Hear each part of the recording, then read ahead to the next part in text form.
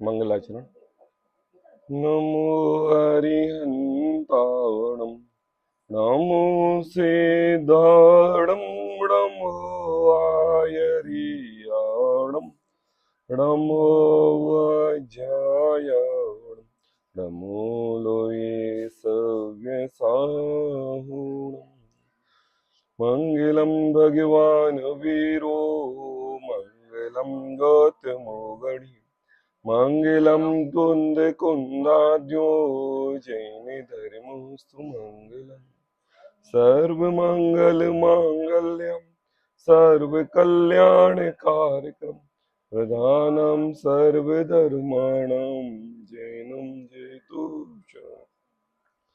इस भवतरु कामूलेक, जानऊ मिथ्या भाव, ताको कर निर्मूल, अब करिए मोक्ष उपाय।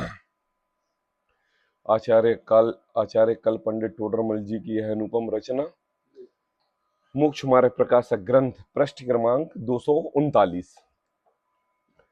टोडरमल जी सम्यक चारित्र के अन्यथा स्वरूप की चर्चा करते हुए सर्वप्रथम इस जीव की चारित्र संबंधी जो भ्रांति है उसका निरूपण किया। व्रत संयम उपवास आदि के कार्य को यह जीव चारित्र धारण करना मानता है। अटपटे प्रकार के नियम ले लेता है, रोगी के समान यदवा तदवा पड़ा रहता है, अनेक पीड़ा कष्ट सहता है और ये समझता है कि मैं धर्म साधन कर रहा हूं। विषय के प्रति आसक्ति इस जीव की इतनी है कि जिस उपवास के कारण जिस वस्तु का त्याग किया है उस वस्तु के अन्यथा रूप को ग्रहण करता है। आई बात। तृषा लगे तो पानी से नहाता है, गीले कपड़े से पोंछता है, एसी चला के बैठता है ना, गीली तौलिए से अपने शरीर को ढकता है। तो बोले अपने आप को धर्मात्मा और उपवासी समझता है, सम्यक चारित्रधारी समझता है। हाँ, टोडरमल जी ने ये कहा कि परिचय तो सहा नहीं जाता, विषय वासना नहीं छूटती और प्रतिज्ञा कर बैठता है। मतलब टोडरमल जी हमारे लिए नित्य प्रति समय प्रैक्टिकल रूप से उपवास का सही अर्थ बता रहे हैं। क्या काय क्लेश करना ही उपवास है कि सर्व प्रकार से उस वस्तु के प्रति आसक्ति छोड़ना, राग भाव छोड़ना उपवास है? राग भाव छोड़ना उपवास है। तो टोडरमल जी ने हमारे लिए 239वें नंबर के बीच के पैराग्राफ में कल हमें उपवास का नियम बताया। क्या बताया उपवास का नियम? सर्वप्रथम तो एक कारण दिया कि तत्व ज्ञानी होना चाहिए। क्या होना चाहिए? मतलब ये ऐसी कसौटी दे दी, कसौटी कि वो कभी हमें धोखा नहीं दे सकती है। आई बात, कभी हमें धोखा नहीं दे सकती। जिस भी मार्ग पर अगर हम चलें और कसौटी हमारे पास है तो हम कभी ठगाए नहीं जाएंगे। ऐसे इस जिन धर्म की प्रभावना में अगर कोई हमारे लिए तत्व का कुतत्व बताए या श्रद्धा अन्यथा कराए या जिन धर्म के मार्ग को अन्य मार्ग बताए तो एक तत्व ज्ञान की कसौटी हमारे पास है जिससे हम कसेंगे और पता चल जाएगा कि ये वचन सत्य है कि नहीं है ना। तो सर्वप्रथम तो क्या बोला? तत्व ज्ञान बोला। आई बात। दूसरी बात ये कहा कि जिसका त्याग कर रहे हो उसके दोष पहचान रहे हो कि नहीं। आई बात समझ में? देखो, त्याग दो प्रकार का होता है, एक मतलब के अनुसार और एक दोष पहचान कर त्याग। आई बात समझ में? डॉक्टर ने शक्कर खाने के लिए मना किया और उससे आपकी तबीयत बिगड़ जाती है तो क्या कहा? त्याग कहलाना कि आपने उसके प्रति अपनी क्या वो कि तबीयत बिगड़ जाती है इच्छा जाहिर की, डर के कारण। आई बात समझ में? मतलब छोड़ा तो ग्रहण तो कर नहीं रहे हो और आप सबसे ये कह रहे हो कि भैया मैं शक्कर नहीं लेता हूं। बोले भी ये चाय, बोले हाँ लेके आना लेकिन बिना शक्कर की लेके आना। अब बताओ, नियम पूर्वक छोड़ रहे हो, तत्व ज्ञान का निर्णय करके छोड़ रहे हो कि आपके उसके प्रति किसी प्रकार की आसक्ति है कि इसको पिएंगे तो शरीर खराब हो जाएगा, इस वजह से हम नहीं पी रहे हैं। आई बात समझ में? टोडरमल जी कहते हैं कि ये त्याग त्याग नहीं है। त्याग क्या है कि जिसका त्याग करे उसका दोष पहचाने। आई बात। और क्या है, दोष पहचाने तो द्वेष बुद्धि हो जाएगी ना। अब त्याग किया तो गुण भी पहचाने। आई बात। हम बनिया आदमी हैं और दोनों तरफ पड़रे पर सामान रखे हुए हैं और दोनों पे कम ज्यादा तो तोलेंगे नहीं, दोनों बराबर चाहिए। तो बोले अगर तुम द्वेष देख रहे हो तो गुण भी देखो कि भाई उससे फायदा क्या है, लाभ क्या है। तो कहा त्याग करे उसका दोष पहचाने तथा त्याग करने में गुण होता है वो भी पहचाने। आई बात। उसे जाने तथा परिणामों का यथार्थ निर्णय करे। अब देखो क्रिया की बात खत्म है यहां पर, अब बात चालू हो गई परिणामों की। आई बात कि उसे जाने तथा अपने परिणामों का यथार्थ निर्णय करे। आई बात। वर्तमान के परिणामों के भरोसे ही प्रतिज्ञा ना कर बैठना, उत्साह पूर्वक, है ना। हाँ, वर्तमान में देख हुआ हुआ। अभी आज का जो प्रकरण नीचे चलने वाला है, टोडरमल जी इसी बात को और खुलासा करने वाले हों और समझाएंगे आज विशेष तौर पे, है ना। बोले वर्तमान परिणामों के ही भरोसे प्रतिज्ञा ना कर बैठे, भविष्य में निर्वाह होता जाने तो प्रतिज्ञा करे। सर्व प्रकार के मौसम आते हैं, सर्व प्रकार की परिस्थितियां आती हैं, सर्व प्रकार के संयोग बनते हैं। और अगर आपने कुछ ऐसा अटपटा नियम ले लिया जिससे आपके काल दोष के कारण वो नियम नहीं हो रहा है तो आप महापाप के भागी, है ना। हाँ, बोले कहा जिन धर्म में प्रतिज्ञा न लेने का तो दंड है नहीं। आई बात। और अगर ले रहे हो तो यथार्थ पूर्वक सुनियोजित विचार करके द्रव्य क्षेत्र काल भाव को देखकर प्रतिज्ञा लेनी चाहिए। शरीर की शक्ति एवं द्रव्य क्षेत्र काल भाव आदि का विचार करें। अब यहां पर अगला चैप्टर अपना प्रारंभ हो रहा है। इस प्रकार विचार करके फिर प्रतिज्ञा करनी, है ना। वह ऐसी करनी कि जिससे प्रतिज्ञा के प्रति निरादर भाव ना हो और परिणाम चढ़ते रहे, ऐसी जिन धर्म की आमनाएं है। मुझे बताऊं, हाँ, छोटी हमारे इतने तीर्थंकरों ने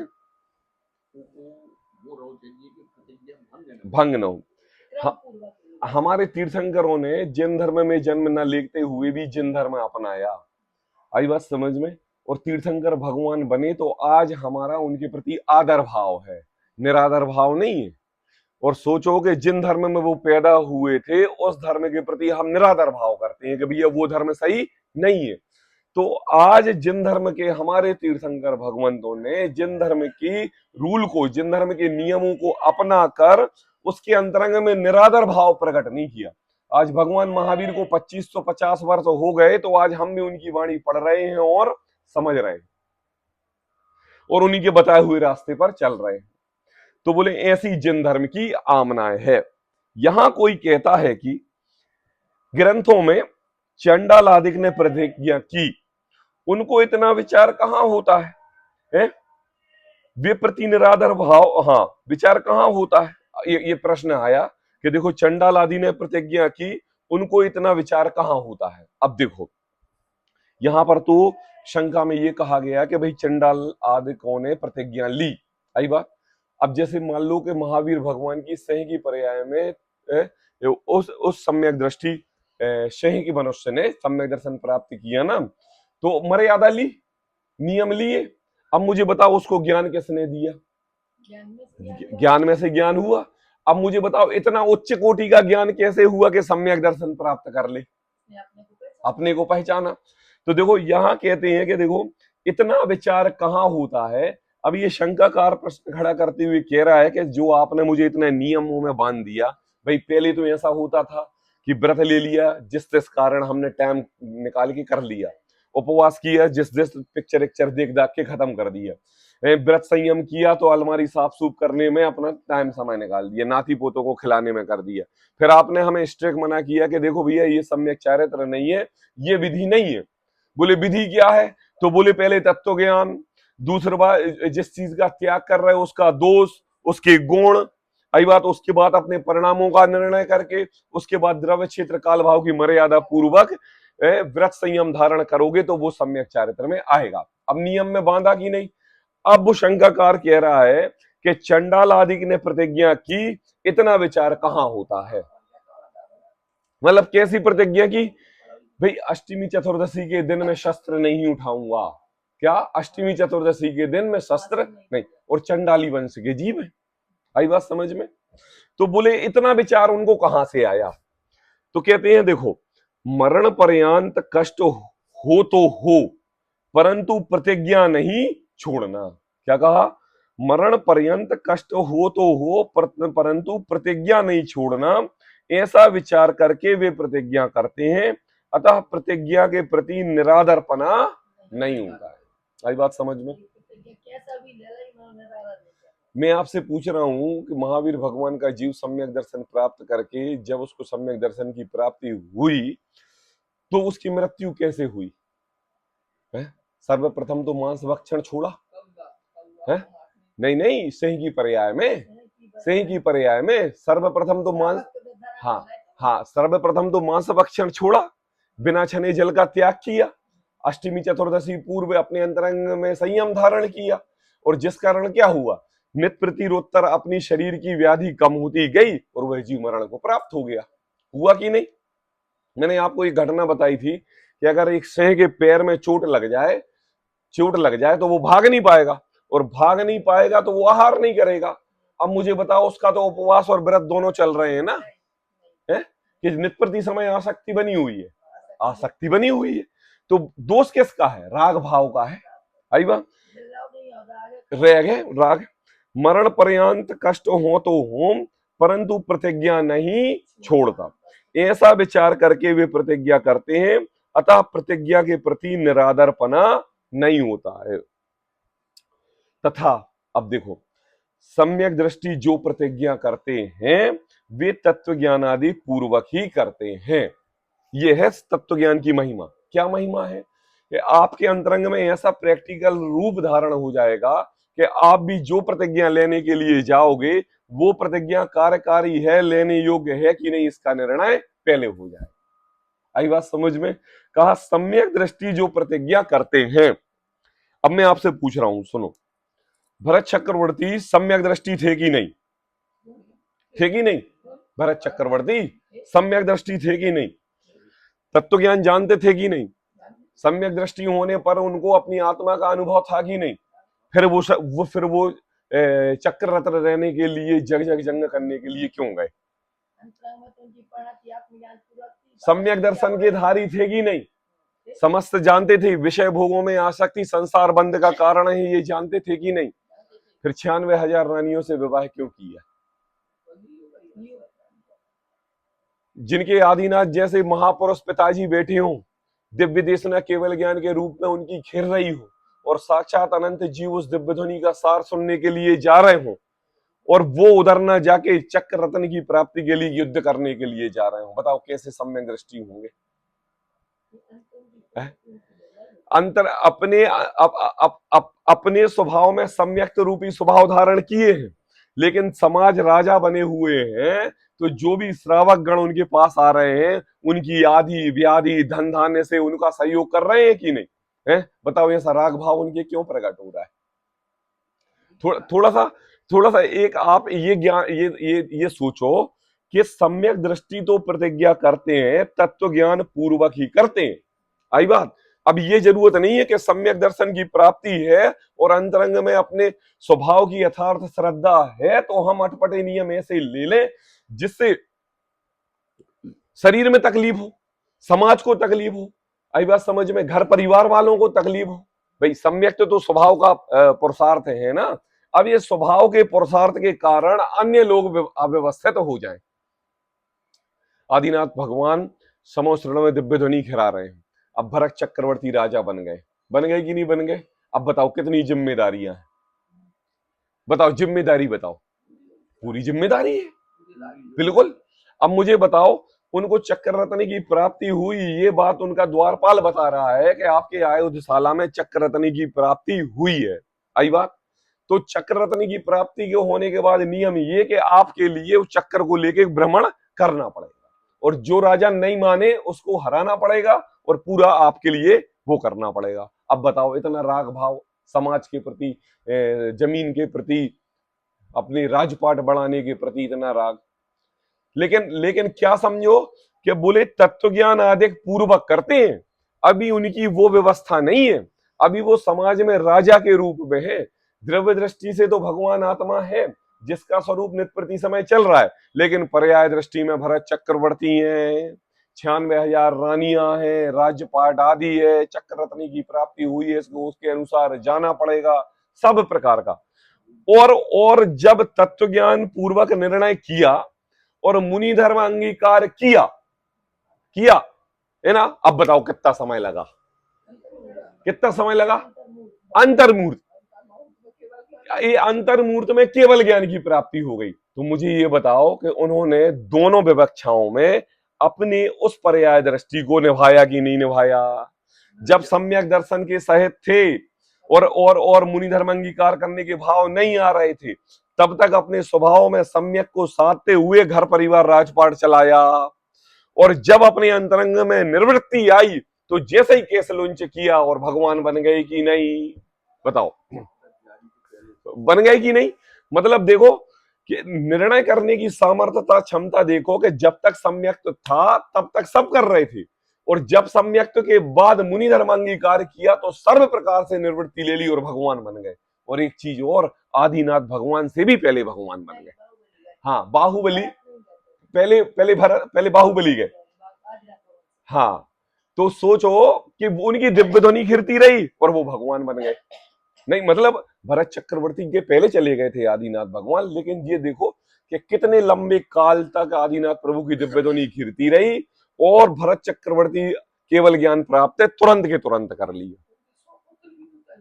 सब चले गए। देखो देखो टोडरमल जी ये जो बात कह रहे हैं, सम्यक दृष्टि जो प्रतिज्ञा करते हैं मतलब तत्व ज्ञानादि पूर्वक ही करते हैं। आई बात समझ में? बिना तत्व ज्ञान के किसी भी प्रकार की सम्यक दृष्टि की। अब देखो जब ये जीव पंचम गुण स्थानवर्ती प्रतिमाएं धारण करता है तब अपने आप को नियम पूर्वक मानता है, उसके पूर्वक ये सम्यक दृष्टि घर में गृहस्थ में दुकानदारी करता हुआ संसार वैभव को विचरण करता रहता है। वहां जिनके अंतरंग विरक्तता नहीं हुई है, अब देखो टोडरमल जी कह रहे हैं सम्यक दृष्टि की बात बता दी तत्व ज्ञान पूर्वक, अब जिनकी विरक्तता ही नहीं हुई है, अंतरंग से राग भाव छूटा ही नहीं, तो कहते हैं बाह्य प्रतिज्ञा धारण करते हैं। क्या करते हैं? अच्छा मुझे बताओ, जब आदिनाथ भगवान समस्वरण में दिव्य ध्वनि खिर रही थी और सभी रसास्वादन कर रहे थे, तो कई लोग भरत चक्रवर्ती से ये भी तो कह रहे होते कि कैसा कुलक्षी पुत्र पैदा हुआ है, एक बीतरागता की बातें कर रहे हैं और उन्हीं का पुत्र संसार वैभव को जीतने के लिए जा रहा है? हाँ हाँ, एक कोई ये भी तो कह रहा होगा कि देखो जितने आदिनाथ प्रभु ने समस्त रानियों का त्याग करके एक नीलांजना के नृत्य देखते हुए वैराग्य धारण कर लिया, और ये भरत चक्रवर्ती जैसा पुरुष 96,000 रानियों का भोग करते हुए दिख रहा है, यही भी तो कह रहे होंगे। आई बात समझ में? संसार जिनकी बुआ ब्राह्मी सुंदरी, जिनके चाचा अनंतवीर, जिनका भाई बाहुबली जैसे तत्काल तद्भव मोक्षगामी जीव जिनके घर में हो, जिनकी सवेरे तत्व चर्चा होती हो, घर गृहस्थी की बातें जिनकी तत्व निर्णय पूर्वक होती हो, वेद विज्ञान की बात होती हो, और वो साम्राज्य जीतने के लिए जाए तो उसके लिए ये नहीं कह रहे होंगे तू कैसा भरत है? नहीं कह रहे होंगे? कह रहे होंगे कि नहीं है? तो कहते हैं कि देखो भैया, बाह्य लोगों की बातों में आके तत्व निर्णय हो ऐसा नहीं है। हम बाह्य के अनुसार कोई क्रिया को रोक के आपके अनुसार समोसरण में जाने लगे, आपके अनुसार हम कार्य करने लगे, आपके अनुसार ही हम विचरण करने लगे, तो आप हमसे ये नहीं कह सकते कि हम पापी हैं कि धर्मी है? क्योंकि धर्म तो स्वभाव का धर्म है, वस्तु स्वभावो धम्मो। आई बात समझ में? अब तुम ये कह रहे हो कि नहीं समोसरण में दिव्य ध्वनि घिर रही है और मैं भी मुनि धर्म अंगीकार कर लूं, तो मुझे बताओ आदिनाथ भगवान के साथ तो 4,000 मुनिराजों ने भी तो मुनि दीक्षा धारण की थी, क्या हुआ? क्या हुआ? ऊपर ऊपर की थी। मतलब आप ये चाह रहे हो कि पिताजी मुनि बन गए तो हम भी बन जाएं। हाँ मतलब और राजा और बिना और राजा, सभी राजा लोग आपसे ये कह रहे हैं कि देखो भैया कितनी तत्व चर्चा चल रही है, आप भी उसका रसास्वादन करो, आप ये चाह रहे हो। तो कहते हैं कि देखो भैया, जो सम्यक पुरुष रहता है वो व्रत संयम धारण करता है तत्व ज्ञान के बल पर, और जो बाह्य में क्रिया आचरण करता है वो तत्व ज्ञान के बल पर नहीं, अज्ञानता के बल पर बाह्य में व्रत संयम उपवास धारण करता है। तो कहते हैं देखो, जिनके अंतरंग विरक्तता नहीं हुई है। आई बात समझ में? अब मुझे बताओ, नीलांजना का नृत्य देखते हुए वहां पर बैठे 3000 राजा और थे और ऋषभ देव भी थे। आई बात? अब मृत्यु सैया हुई और आदिनाथ प्रभु के लिए वैराग्य आया। अब 3000 और राजाओं के लिए वैराग्य आया? नहीं आया। उन्होंने मुनि दीक्षा धारण की, तो 3000 मुनिराजों ने भी मुनि दीक्षा धारण की। तो अपन ये तो कह सकते हैं कि भाई ये नीलांजना की मृत्यु के कारण ही उन 3000 राजाओं के लिए वैराग्य आया। कह सकते हैं कि नहीं कह सकते? बताओ, हाँ या ना? कह सकते हैं कि नहीं कह सकते? देखो भैया, इतना फास्ट काम हुआ था कि स्वधर्मेंद्र ने इतने जल्दी वो बना दिए थे दूसरी नीलांजना कि कोई पकड़ नहीं पाया था। जब आदिनाथ प्रभु ने उसके लिए स्लो मोशन में देखा ना, तब पता चला कि उसकी तो मृत्यु हो चुकी है और काल्पनिक एक नई नीलांजना वहां पर नृत्य कर रही है। कोई नहीं समझ पाया। लेकिन जिनके अंतरंग में विरक्तता नहीं हुई है, उन्होंने देखा सीखी, अगर आदिनाथ की तरह ही मुनि दीक्षा धारण कर ली। बाह्य प्रतिज्ञा धारण करते हैं, वे प्रतिज्ञा के पहले और बाद में जिसकी प्रतिज्ञा करते हैं। क्या कहा? अब देखो, अब डर क्या बैठा हुआ है अंदर? डर ये बैठा है कि देखो भैया, राजा थे आदिनाथ और इन्होंने मुनि दीक्षा ग्रहण कर ली और हम भी राजा हैं। और सोचो कि ये 4000 जो राजा हैं, ये आदिनाथ प्रभु के आजू बाजू में जो मंत्रिमंडल और जो राज्य होगा वहां के राजा थे। हाँ, आधीन थे। और अगर हमने मुनि दीक्षा नहीं धारण की तो ये जो इनका बेटा भरत है ना, ये तो हमें सूली पर चढ़ा देगा। है भाई, चढ़ा देगा कि नहीं चढ़ा देगा? भाई जो राजा अगर करेगा वो प्रजा को करना पड़ेगा कि नहीं? तो बोले चलो अपन एक काम करते हैं, भरत के डर से अपन मुनि दीक्षा धारण कर लेते हैं। आई बात समझ में? और फिर बोले देखी जाएगी जैसे होगी, जो भोजन वो करेंगे, वो अपन करेंगे, जो जहां जाएंगे तो वो वैसे करेंगे विचरण करेंगे।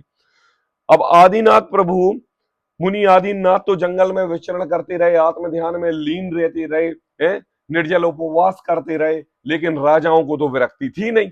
तो उन्होंने सर्व प्रकार के कंदमूल, ये फल, दुनिया भर के फल फ्रूट खा के छाल विल सब ओढ़ पीड़ने लगे। ठंड तुरसा आदि जब लगने लगे, सब कुछ होने लगा कि नहीं? होने लगा कि नहीं? अब देखना टोडरमल जी क्या कहने वाले हैं। देखो, प्रतिज्ञा के पहले और बाद में जिसकी प्रतिज्ञा करते हैं, प्रतिज्ञा के पहले और प्रतिज्ञा के बाद में। आई बात? प्रतिज्ञा के पहले आदिनाथ को समस्त राजाओं को डर था कि भरत सूली पर चढ़ा देगा, और जब प्रतिज्ञा भंग हो गई तो डर क्या था? प्रतिज्ञा भंग हो गई तो डर क्या था? बोले घर से निकाला हो जाएगा हमारा। क्या हो जाएगा? बोले तुम राजा के साथ गए थे, तुम उन्हें छोड़ के क्यों आ गए? वो भरत चक्रवर्ती तो हमें जिंदा मार देगा, घर भी नहीं जा सकते। आई बस, अब दोनों फंस गए। अब बीच में फंस गए कि नहीं? नियम में फंस गए कि नहीं? तो बोले प्रतिज्ञा लेने के पहले और प्रतिज्ञा लेने के बाद, क्योंकि कल से हो जाएगा टाइम पीरियड चालू। काय का? पर्वाधिराज पर्युषण पर्व का। तो क्या किया?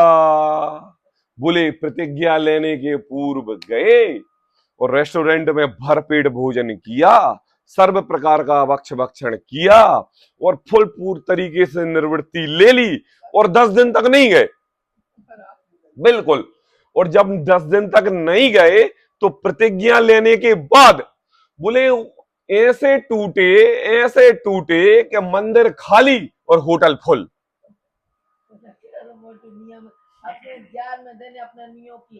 हाँ, नहीं देखो, जिनके अंतरंग विरक्तता नहीं हुई है, बाह्य प्रतिज्ञा धारण करते हैं, और वे प्रतिज्ञा के पहले और वे प्रतिज्ञा के बाद। आई बात? बाद में जिसकी प्रतिज्ञा करते हैं उसमें अति आसक्त होकर लगते हैं। क्या कहा? अति आसक्त होकर लगते हैं। हाँ, मतलब आसक्ति क्या कि भाई साहब पर्वाधिराज पर्युषण के पहले 4 दिन पहले से घर में खानी बंद कर दिया। क्यों अब तो बनेगा नहीं घर में, 10 दिन तो बाहर खाना नहीं, बदनामी होगी। आई बात समझ में? और 10 दिन के बाद फिर से चालू। जैसे उपवास के धारणे पारणे के भोजन में अति लोभी होकर, क्या होता है, ये राजस्थानी वर्ड है, धारणा और पारणा। आई बात क्या है? जैसे उपवास के धारणे पारणे के भोजन में अति लोभी होकर, धारणे मतलब क्या होता है, हाँ, अपने अंतरंग में एक ऐसी साइकोलॉजी बनाना कि अब हमें कल से नियम लेना है 10 दिन का। आई बात? तो उसकी पूर्व भूमिका योग्य तैयारी करना। कैसी? बोले कि अब देखो भैया 10 दिन तो बाद तो खाना नहीं है, मम्मी आज क्या बना रही है, पर्यूषण के 5 दिन बने, बोले आज हम तुम्हारे लिए सांभर बनाते हैं, बोले सब सब्जियां डलेंगी फिर तो बनना नहीं है, आज तुम्हारे लिए ये बनाते हैं, आज तुम्हारे लिए ये बनाते हैं, कल तुम्हारे लिए ये बनाते हैं। ये क्या हो गई? धारणा। किसकी तैयारी चल रही है? पर्यूषण की। ये पर्यूषण में अब भोजन कैसा, बिना हरि का मिलेगा। आई बात समझ में? तो कहते हैं उपवास के धारणे रखने के, अब सब ले लेना, अष्टमी चतुर्दशी के दिन एक दिन पहले भरपेट भोजन कर लेना, या ऐसा भोजन कर लेना जिससे भूख ना लगे। जैसे उपवास के धारणे और पारणे, पारणे मतलब क्या होता है, उपवास के बाद, उपवास के बाद। राजस्थान में कहावत है एक कि भैया 10 दिन खत्म होते हैं और 11वें दिन मंदिर सूने पड़ जाते हैं, खाली पड़ जाते हैं, केवल 10 दिन की ही मई। पहले से लेके 5वें तक सभी, 1 तारीख से, एक पहले दिन के पर्यूषण से 5वें दिन तक तो लोगों को बहुत उत्साह रहता है, बहुत भीड़ होती है मंदिर में। और जैसे ही 6वां दिन चालू होता है तो धीरे धीरे धीरे धीरे धीरे धीरे पब्लिक कम हो जाती है, और जब 10 दिन खत्म हो जाते हैं तो 11वें दिन मंदिर सूने हो जाते हैं। सब अपने अंतरंग में वैराग्य धारण करके भगवान सिद्ध सला पर विराजमान हो जाते हैं, और सिर्फ प्रतिमा के रूप में जिन मंदिर में भगवान बचते हैं साहब देखो आप, 10 दिन तक तो चर्चा इतनी चलती है कि अगर पर्यूषण पर्व के 11वें दिन एक दिन सुबह का प्रवचन हो तो भाई साहब स्वाध्याय भवन में 10 आदमी मिलते हैं, और हम उनसे ये कहते हैं कि देखो भैया, तत्व निर्णय करने वाले तो ये जीव थे जिन्होंने 10 दिन अपना सर्वपरि तत्व स्वाध्याय में दिया और निर्णय व्रत संयम ऐसा धारण किया कि हे प्रभु, पर्यूषण पर्व खत्म होते ही से मैं पहले भगवान बन जाऊं, और सभी रात को 12 बजे भगवान बन गए, इसलिए आज मंदिर खाली बताओ, मंदिर इसलिए खाली कि आलस्य बस खाली। कहते हैं देखो, जैसे उपवास के धारणे पारणे के भोजन में अति लोभी होकर गरिष्ठ भोजन करते हैं। आई बात समझ? हाँ बिल्कुल। और शीघ्रता बहुत करते हैं। क्या करते हैं? शीघ्रता है।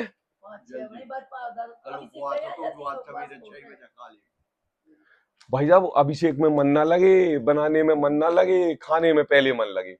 अब टोडरमल जी यहाँ पर अपने लिए बता रहे हैं कि तुम ये बताओ कि तुम तो ऐसे हो गए जैसे किसी को कैद में कर रखा हो, ऐसे बांध के रखा हो, और जैसे एक पक्षी को पिंजड़े में कर रखा हो और उसको छोड़ा तो एकदम फड़फड़ा के उड़ जाता कि नहीं, ऐसे ही आपके लिए 10 दिन तक व्रत संयम उपवास आदि में कैद कर रखा, और जैसे ही 11वें दिन हुआ या अष्टमी चतुर्दशी निकली और आप स्वच्छंद रूप से, है ना, अति आसक्त हो गए वस्तु के प्रति।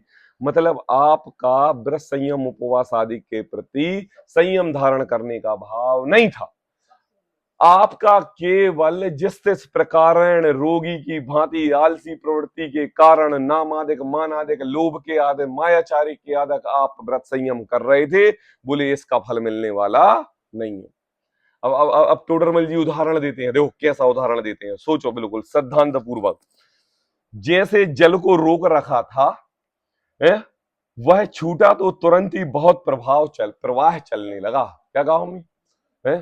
बारिशों ही छत पर पानी रुक गया, जाली में कचड़ा या कोई कपड़ा फंस गया तो अपन गए कि उसको अपन ने जैसी जाली को निकाला और एकदम जी फड़ फड़ फड़ फड़ फड़ फड़ करके पानी निकला।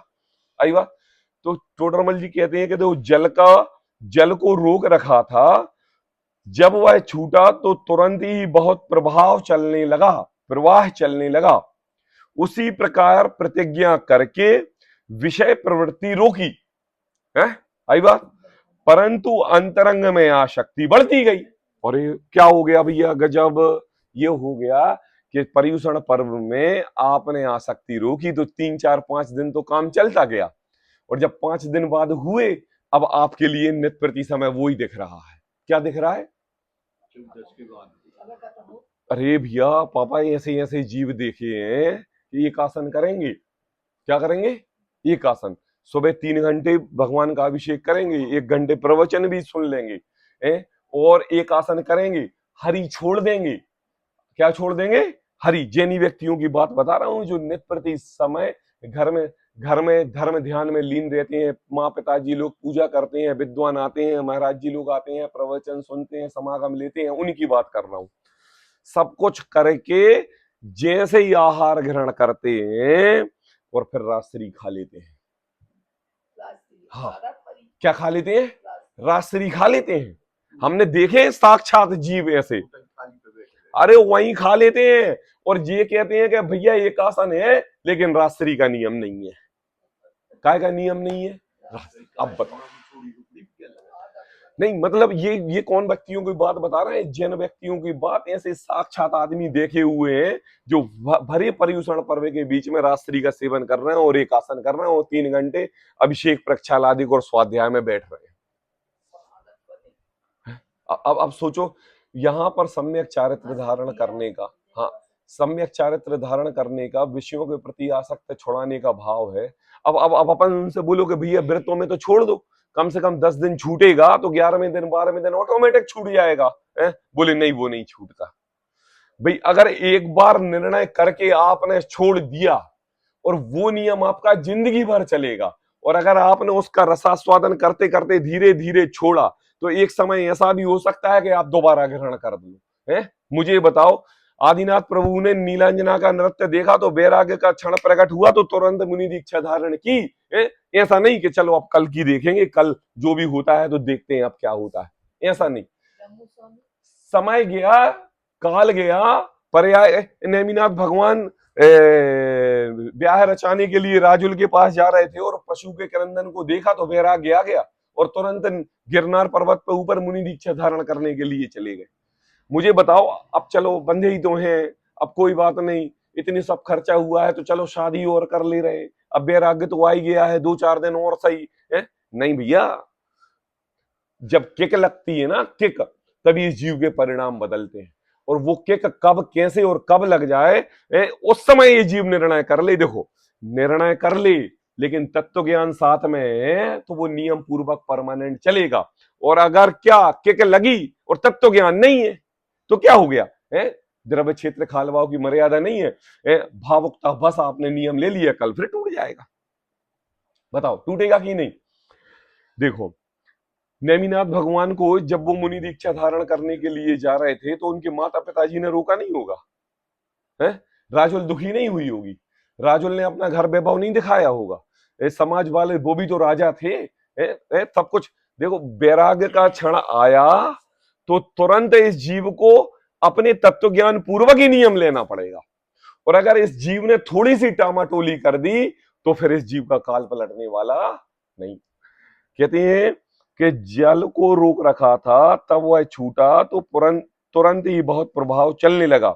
उसी प्रकार प्रतिज्ञा करके विषय प्रवृत्ति रोकी, परंतु अंतरंग आसक्ति बढ़ती गई।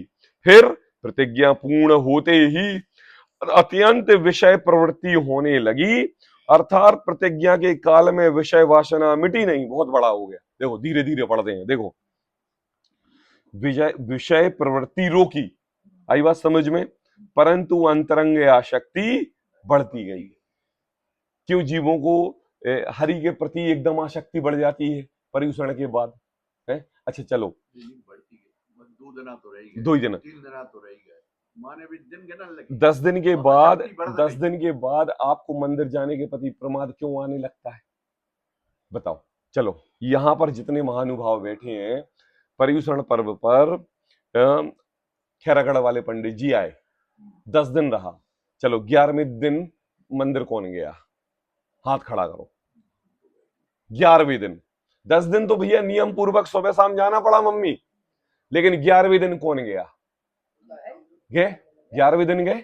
अच्छा चलो, जो धार्मिक माहौल और जो तत्व प्रचार जो हो रहा था, वो आज आप मंदिर में जाओ तो वो वातावरण मिलेगा आपके लिए? नहीं मिलेगा।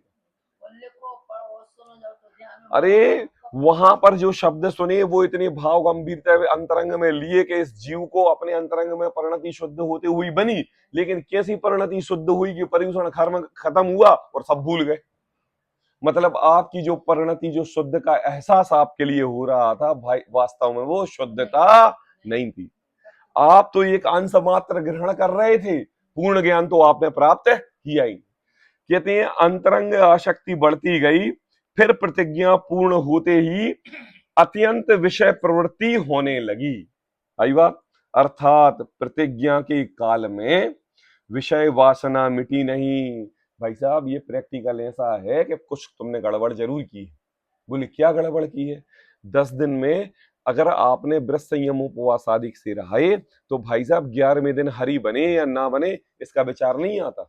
अष्टमी चतुर्दशी को ये जीव अपने आप नियम लेने लगता है, मम्मी ऐसा ही भोजन बनाया करो, ऐसा संयमी भोजन बनाया करो जिससे दिन बढ़िया रहता है, ज्यादा वो क्या कहते हैं उसको, गरिष्ठ आहार मत बनाया करो।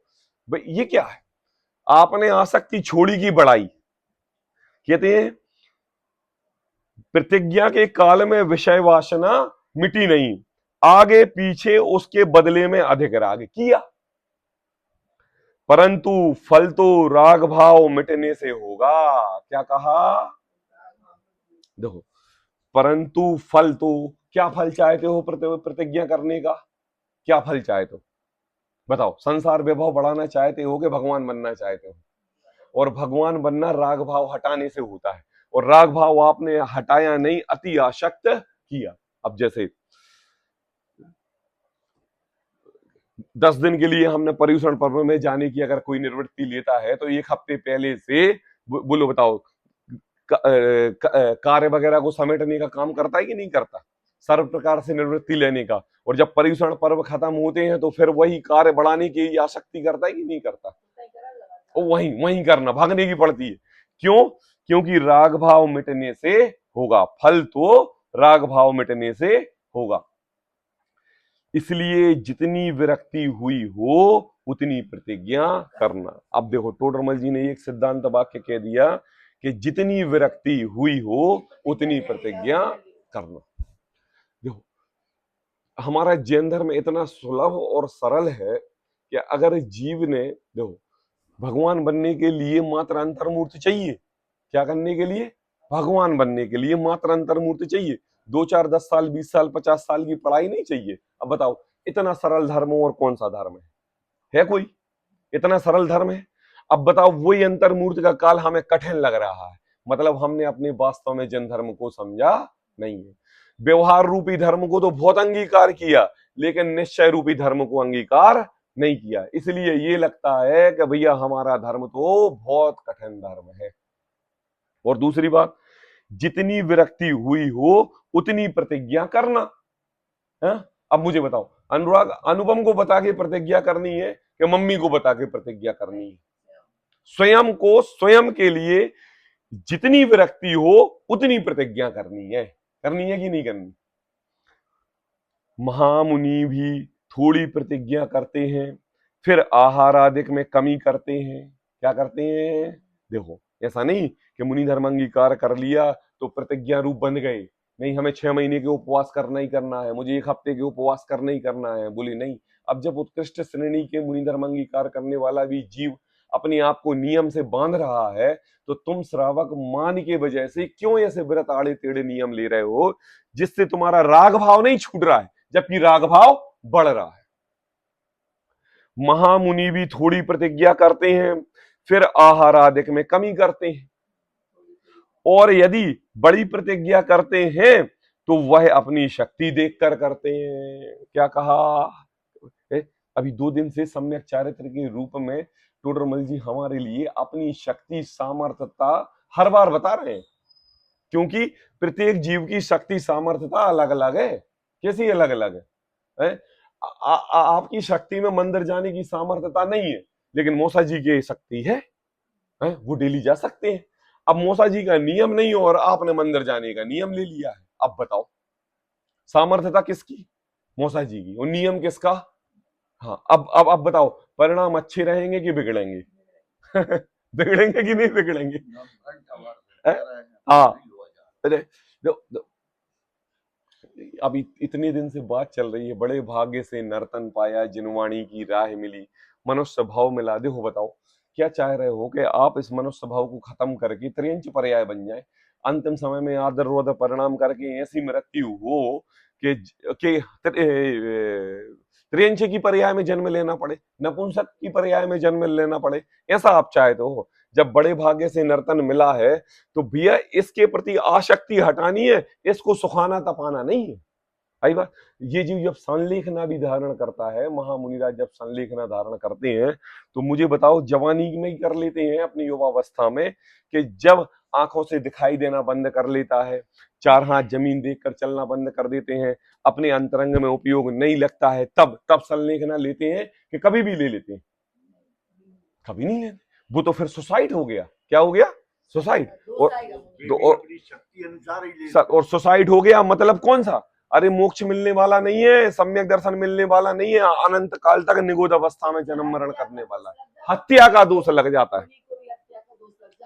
सोच लो। अपने शरीर की हाँ हाँ, आत्महत्या का बिल्कुल। जब तक शरीर की सामर्थ्यता है तब तक आहार लेंगे, जब शरीर अपना अपना कार्य करने में असफल रहे तब इसके प्रति आसक्ति छोड़कर अपने अंतरंग में संलेखना ग्रहण करते हैं। तो कहते हैं कि देखो आहार आदि में कमी करते हैं और यदि बड़ी प्रतिज्ञा करते हैं तो अपनी शक्ति देखकर करते हैं, जिस प्रकार परिणाम चढ़ते रहे वह करते हैं।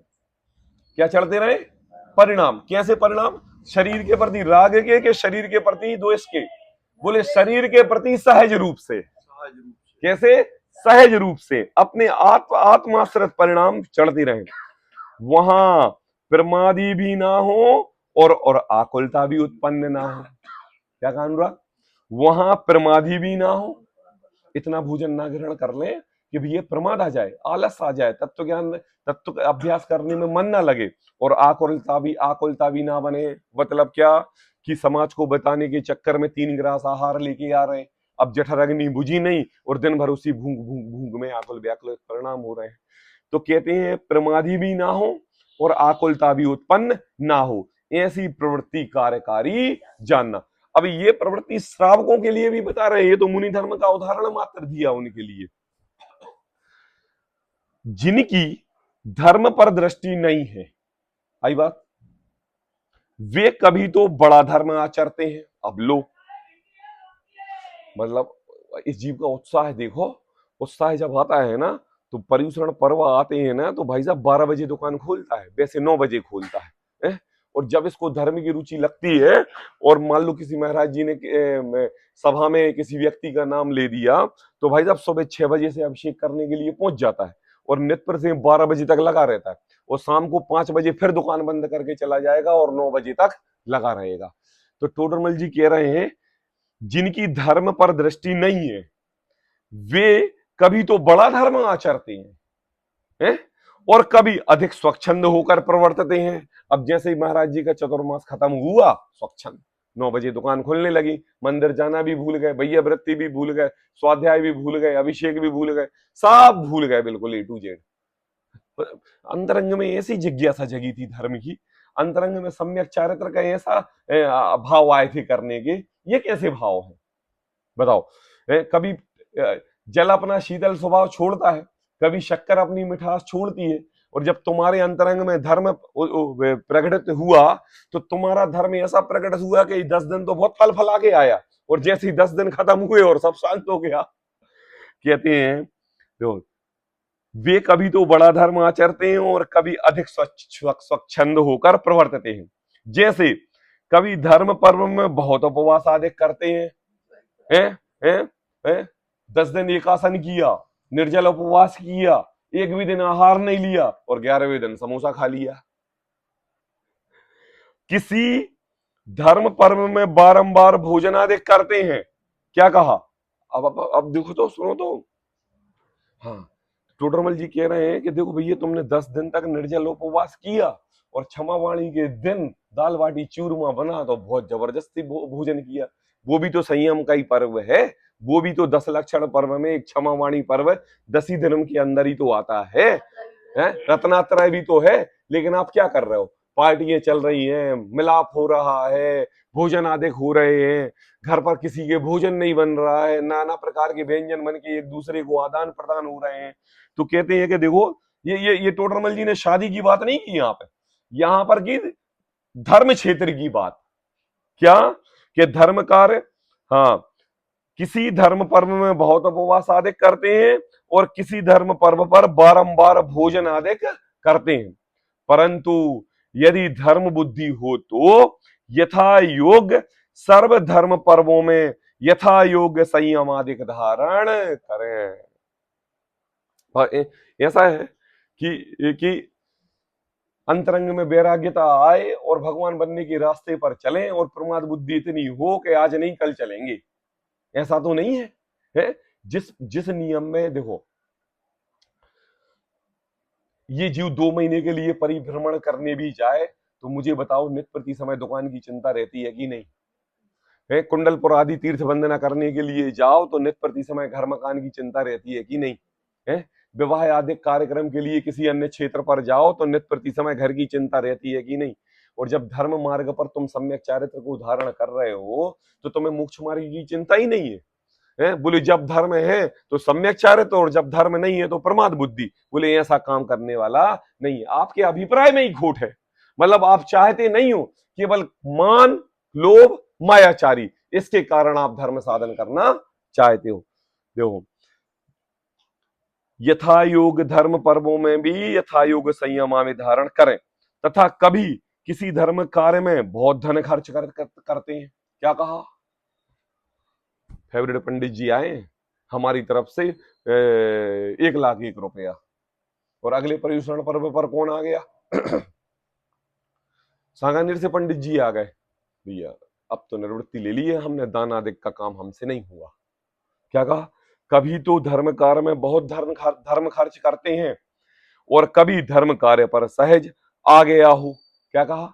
और कभी कोई धर्म कार्य सहज आ गया हो तो तथापि वहां थोड़ा भी धन खर्च नहीं करते। अब लो ऐसी कैसी धर्म प्रभावना, एक जगह तो पैसा लुट रहा है और दूसरी जगह धर्म के नाम पर 1 रुपया नहीं निकल रहा है।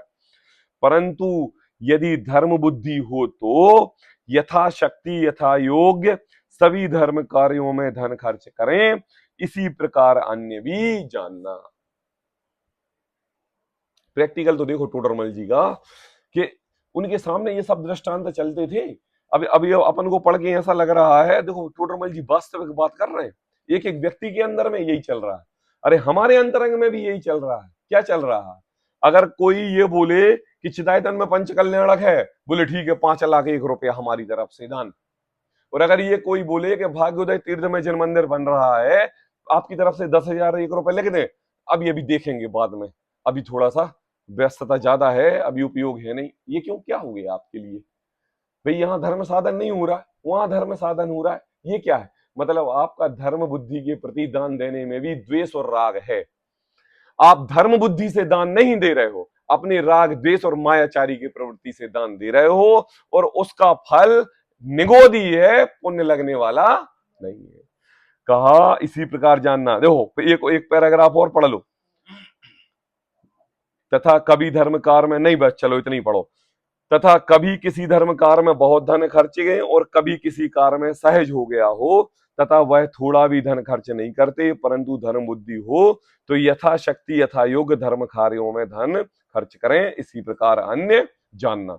आज टोडरमल जी ने हमारे लिए बाह्य रूप प्रवृत्ति का आचरण करते हुए ये बात बताई कि फल तो परिणामों का लगता है। 238 नंबर का पृष्ठ देखो, दूसरी लाइन, परिणाम सुधरने बिगड़ने का विचार नहीं है, परिणामों का विचार हो, परिणाम होते दिखाई देते हैं, उन्हीं पर दृष्टि रहती है। उन परिणामों की परंपरा का विचार करने पर अभिप्राय में जो वासना है उसका विचार नहीं करते, और फल लगता है, अभिप्राय में जो वासना है उसका लगता है। आई बात समझ में? अभिप्राय का नित्य प्रति समय परिणाम सुधारने की बात टोडरमल जी आज हमारे लिए कह रहे हैं। आगे की विशेष चर्चा अपन कल करेंगे। सहजानंदी